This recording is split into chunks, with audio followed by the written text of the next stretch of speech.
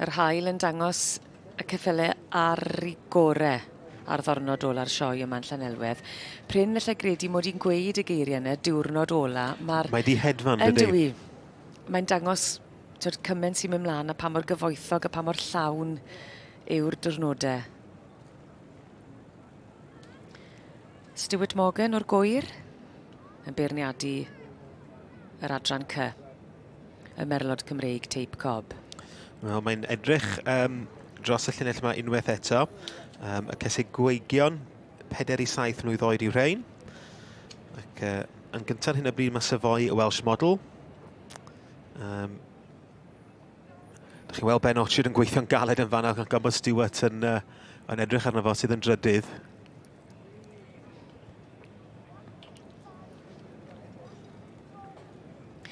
Di ni'n mynd cymryd yn ganiataol o gwbl y ffaith bod da ni seddau gwych yr wythnos hon yn y brif eisteddle. Wrth yn ochr i mae David Oliver.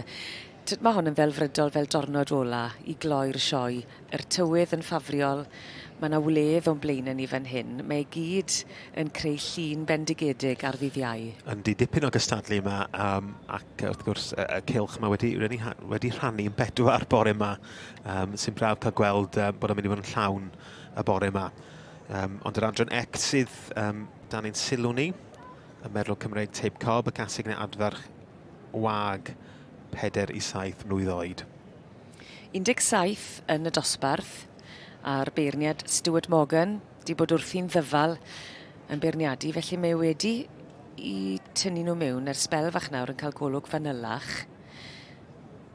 Os ych chi'n gwmni ni drwy gydol yr wythnos, mae Beth Simons yn un o'n cyd-sylwebwyr, a'i mham sydd yn un o'r stewardiad fan hyn, ynddo fe? Ie, Del, wrth gwrs, wedi bod wrthi yn yr adran ec ers blynydde, ac da ni'n falch iawn ohoni. Mae'n wych chwarae teg iddi. Wel, mae o wedi anfon y rhes gyntaf, wel, yn dechrau wneud anfon o allan. Yn gyntaf, ar hyn o bryd mae Sioe Welsh model gyda David Newsom, y Caseg bach yma. Mae wrth y march cwmhirdd y bandit ac allan ar Rhydeilian tywysoges. Ti'n gweld e newid i feddwl, neu ti'n credu sticio fe? Achos yr un sy'n ail ar hyn o bryd, fath gynta llynedd. Do, yn union. Adrian Pasg yw hwnna, gyda wain fel un pom-pom. Edrych ar y trydydd oedd o, sef Ben Orchard a Stranrhei Miss Florence. A dwi'n tybio, oedd o eisiau symud hwnna fyny neu ddim. Ac fi'n dwlu ar y ffordd mewn beirniadu. Ddaru rhywun gofyn i fi dydd Mawrth, Ddaru Stuart mwynhau y beirniadu na ddim? Mae'n edrych fel bod o'n mwynhau. Do, geth o bore ffantastig, ond dyna fel mae Stuart yn edrych. Dwi'n yn gweithio wyneb. Na, ddim o gwbl. Ond mae'n tynnu ti mewn rhywsut, achos ti'n gwybod, ti'n gallu bron o bod allan i feddwl yn rwyt ti? O, yn union, yn union.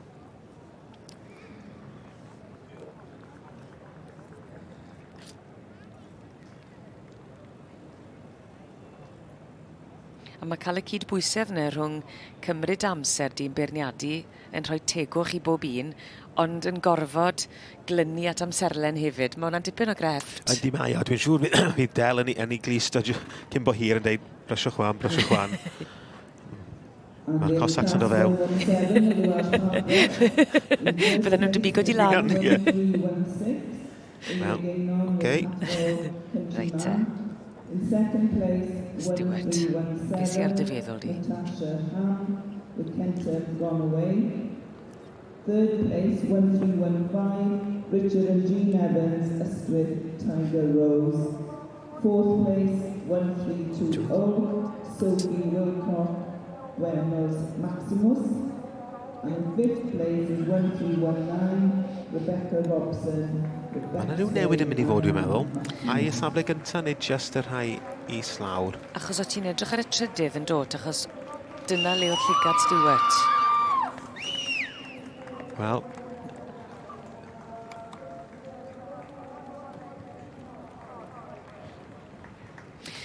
I ni'n edrych ar rhan isia'r prif gylch ar hyn o bryd, a mae'n ffa cyffroes David, achos mae yna newidiaeth wedi bod. Oes, mae yna newid wedi bod. Wedi symud wain fel un pom-pom. Ennill y llynedd o'r ail safle i'r safle gyntaf. Ben Orchard oedd yn drydydd wedi dod fyny yn ail. Y pedwerydd wedi dod yn drydydd, sef Georgina Newsom gyda Trefaldion Witchcraft. A mae'n dangos yn dwe, gymaint mae pethau'n gallu newid yn yr eiliadau ola. A mae'n dangos pa mor galed wyt ti'n goffod gweithio gyda'r ceffyl i ddangos ar ei orau i sydiwedd. Yn bendant. Di'r cystadleuaeth heb gorffen nes bod yr het na wedi diosg. Hyd yn oed rwan, mi gall Stuart newid i feddwl. Gall, gan bod e wedi nawr, mae hwnna'n ychwanegu mwy at y nerfau. Yndi. Stuart Morgan fyny, yn y siwt ar ffon.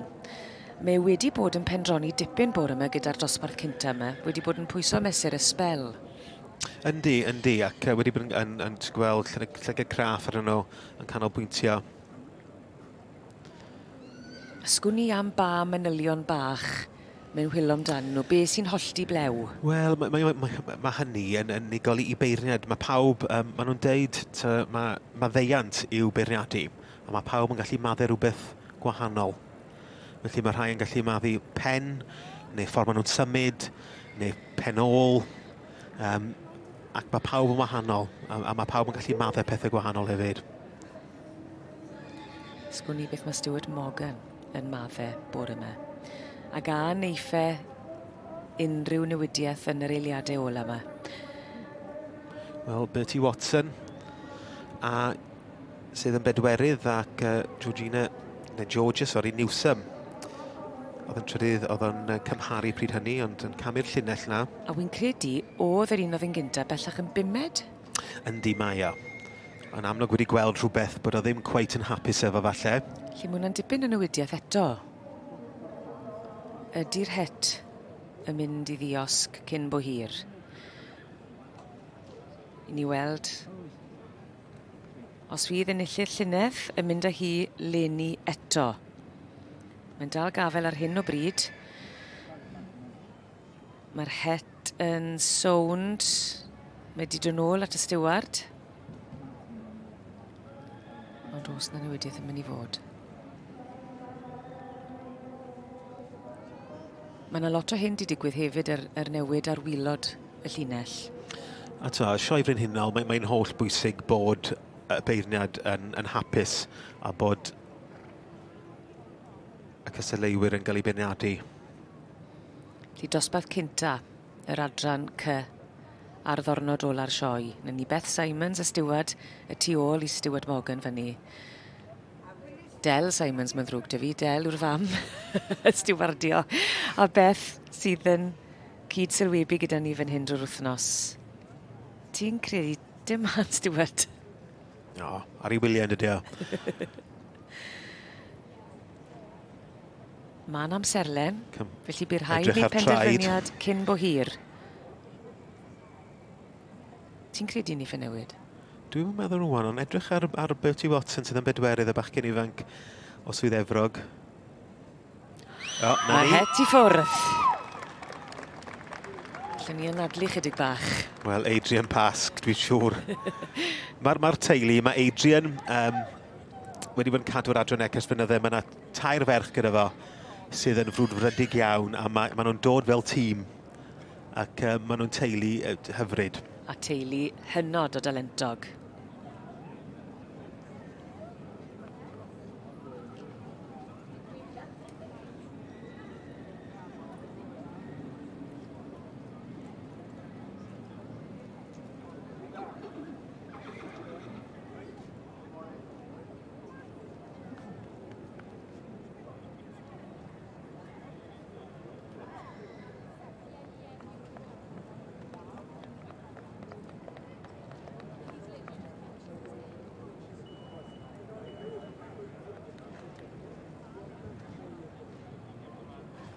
Dyma ni felly canlyniad cyntaf bore yn yr adran AC. So we have results in the first class of the morning in the section C's. And it's a pleasure to welcome Nigel Flanagan from Loxley Solicitors, our sponsor for this section, to the ring to present the awards. Gyda diolch iddyn nhw am noddi yr adran hon. Ac felly dyma'r canlyniadau. Here are the results in the Barren Mare 4 to 7 years old. So, in first, we have number 696. And this is the Past family with Wine Belly Pom Pom. And do give her a round of applause as she makes her way across the front of the grandstand. So first prize number 696. Profiad hynod o felys I unrhyw gystadleuedd yw codi i'r brig yn y prif gylch. Llon gyfarchedau gwresog I wain felyn pom-pom ar gipio'r wobr gynta heddi i'r Caseg Wag ore gyda'r Merlod Cymreig Teip Cob yr adran C ar ben I digon. David Newson's Trefalion Witchcraft. Yn y bedwaredd safle in fourth, 702. And this is B.W. Watson with Pidelian Blodwell.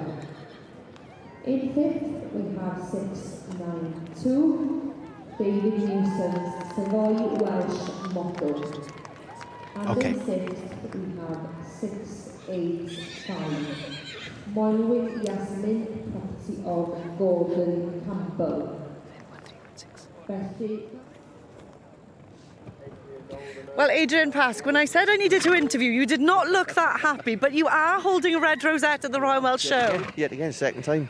Second time with this mare? Same mare, same mare. Is that in a row? Yes, she went last year, she had first, and she come again this year. She's 7, so she'll have a couple of years off now. She will have a couple of years off. So what is the plan for her now? She'll have a couple of years off, hopefully we get her in full, run her out the horse, and just enjoy her.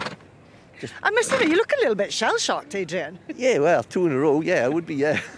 So what's the celebrations going to be now this afternoon? Have you got more to compete? She's got to come back in for the female championship, so we'll take her up now, give her a drink.